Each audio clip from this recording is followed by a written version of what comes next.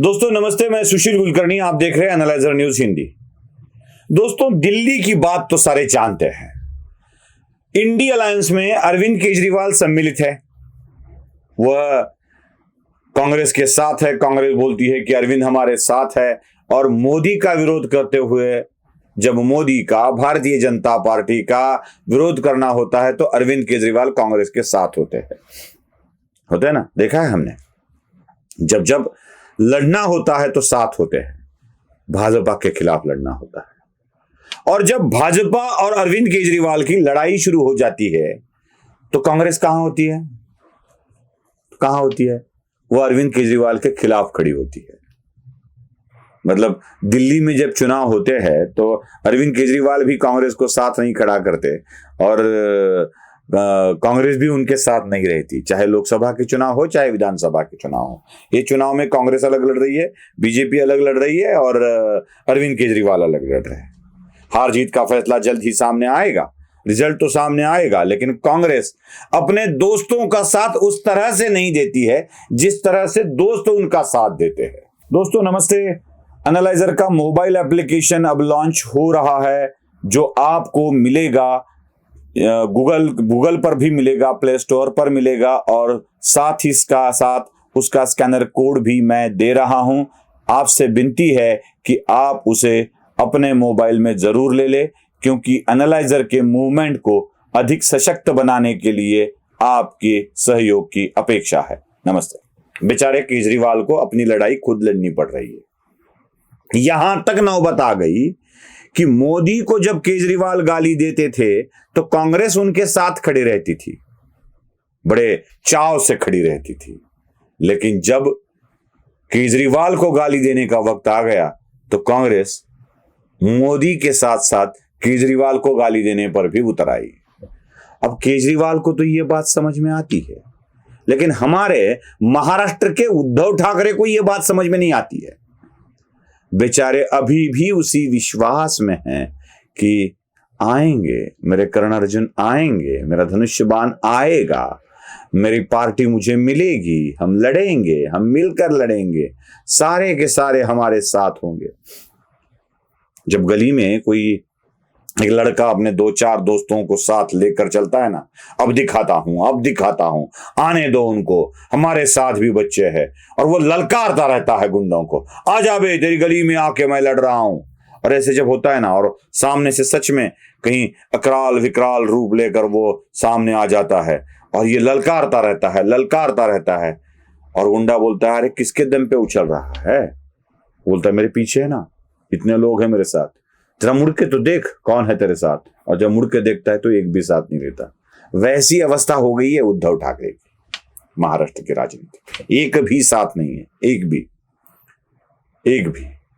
उद्धव ठाकरे को बीजेपी से तोड़ दिया, कहा कि चलो भाई मिलकर चलते हैं, आगे बढ़ते हैं, हम साथ चलते हैं, और बीजेपी को परास्त कर देते हैं। बस क्या, इतनी हवा भरने के बाद तो उद्धव ठाकरे महाराष्ट्र में शेर हो गए। हवा तो भरनी पड़ती है, क्योंकि उद्धव ठाकरे को बड़ा दिखने के लिए अपने शर्ट में अस्तर लगाना पड़ता है, तो उद्धव ठाकरे में हवा तो भरनी पड़ेगी। हवा भर गई, उद्धव ठाकरे ललकारने के लिए तैयार हो गए। वो बोलने लगे, फिर अहमद शाह अब्दाली बोलने लगे, अमित शाह को अहमद शाह अब्दाली बोलने लगे।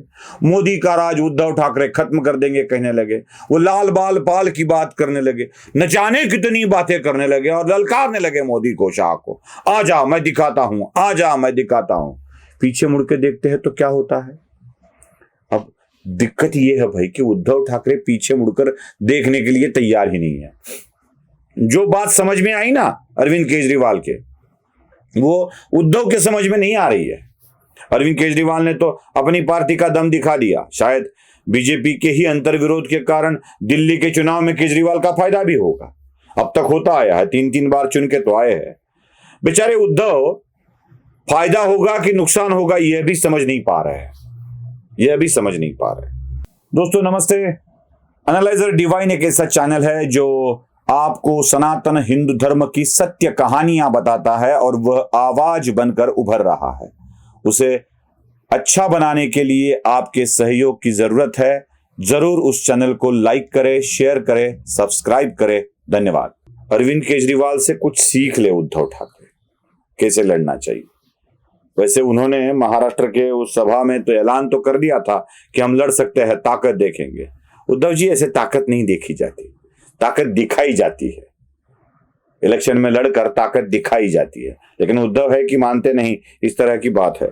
कुछ सीखे जरा अरविंद केजरीवाल से। मैं कुछ उदाहरण आपके सामने पेश करता हूं, उन उदाहरणों को देखकर तो उद्धव ठाकरे शायद समझ जाएंगे। प्रयागराज का महाकुंभ या बात हिंदुत्व की हो तो कांग्रेस विरोध करती है, यह उद्धव को पता है, सबको पता है कि कांग्रेस का विरोध होता है। कांग्रेस के अध्यक्ष मल्लिकार्जुन खड़गे कुंभ के बारे में क्या कहते हैं, गंगा स्नान के बारे में क्या कहते हैं, सुन लीजिए। अरे भाई, गंगा में डुबकी लेने से गरीबी दूर होती क्या? आपको खाना मिलता पेट को? अरे जब बच्चा भूखा मर रहा है, बच्चा स्कूल में नहीं जा रहा है, मजदूरों को मजदूरी नहीं मिल रही है, जब ये है तो ये लोग जाकर हजारों रुपए खर्च करके कंपटीशन पे डुबकियां मार रहे। कंपटीशन में एक डुबकी मारता दूसरा। सुना? अब जब बड़ी पार्टी यह बात करती है तो बाकी सारी पार्टियां तो इसको फॉलो करनी चाहिए ना। इंडिया अलायंस की करती है क्या? मैं आपको कुछ तस्वीरें, वीडियो दिखा रहा हूं जो समाजवादी पार्टी के नेता अखिलेश यादव और उनकी पत्नी के हैं, जरा देख लीजिएगा।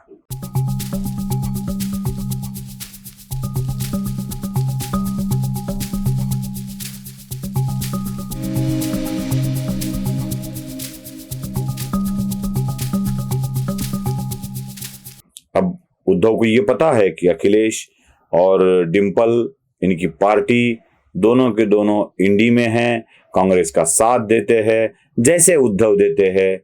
उद्धव तो गंगा स्नान करने नहीं गए, उल्टा यहाँ बहुत कुछ बोलने लगे। उनके चहीते क्या नाम है उनका, सुबह में जो 9:30 बजे, वो नाम भी भूल गया, उनका असली नाम याद नहीं आता जल्दी से। वैसे बोलता हूँ मैं, विश्व प्रवक्ते थे, सुबह का भोंगा बोलता हूँ, कुछ भी बोलता हूँ तो अक्सर नाम भूल जाते। हाँ, संजय राउत। संजय राउत ने भी वहां तक ये कह दिया कि प्रयागराज में व्यवस्था नहीं हो पाई, नहीं कर पाए, गए नहीं, यहां से बोल रहे थे बेचारे वो। तो उनके कांग्रेस के पक्ष में खड़े रहे, लेकिन समाजवादी पार्टी के नेता वहां जाके स्नान करके आते हैं। और सबसे आघात तो तब लगेगा उद्धव जी को जब ये वीडियो देखेंगे, देख लीजिएगा।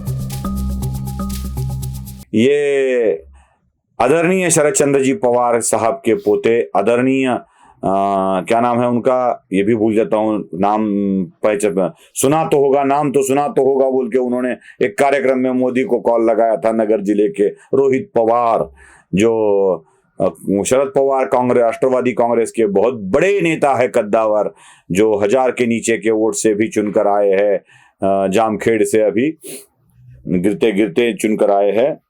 तो वह भी गंगा स्नान करने चले गए थे। अब जब शरद पवार को मोदी का विरोध करना है, योगी का विरोध करना है, और वो उद्धव ठाकरे के साथ है, तो उद्धव ठाकरे के व्यक्ति प्रयागराज के संगम पर बीजेपी की बैंड बजा रहे हैं और वहां जाके बैंड बजाकर स्नान करके आ रहे हैं इंडिया अलायंस के लोग। ये कहां का न्याय हुआ उद्धव जी? ये कहां का न्याय हुआ? समझ में आ रहा है कुछ आपके साथ क्या हो रहा है? वक्फ बोर्ड के लिए उद्धव ठाकरे का सांसद वहां पर हाथ ऊपर कर करके वक्फ बोर्ड के पक्ष में वोटिंग करता है। आपने तो देखा होगा किस तरह से वोटिंग की जाती है। और उद्धव ठाकरे के सांसद जब हाथ ऊपर कर रहे होते हैं तो शरद पवार के सांसद क्या ऊपर करते हैं? ये वक्फ बोर्ड के खिलाफ वाले बिल पे टांग ऊपर करते हैं या टांग उठाकर भाग जाते हैं? क्यों जाते हैं? क्यों वोटिंग नहीं करते हैं? समझ में आ रहा है उद्धव ठाकरे के कुछ ना कुछ तो। अगर समझ में नहीं आ रहा है तो उद्धव ठाकरे को गंगा मैया बचा ले, क्योंकि गंगा मैया की ही अब इन्हें साथ होगा। उद्धव ठाकरे शायद त्रिवेणी पे जाकर यह बात समझ में आ जाए तो उनके लिए बहुत बढ़िया होगा, लेकिन उद्धव समझे तब ना। मेरे निजी राय ये है कि अरविंद केजरीवाल से उद्धव ठाकरे कुछ सीख ले। नमस्ते।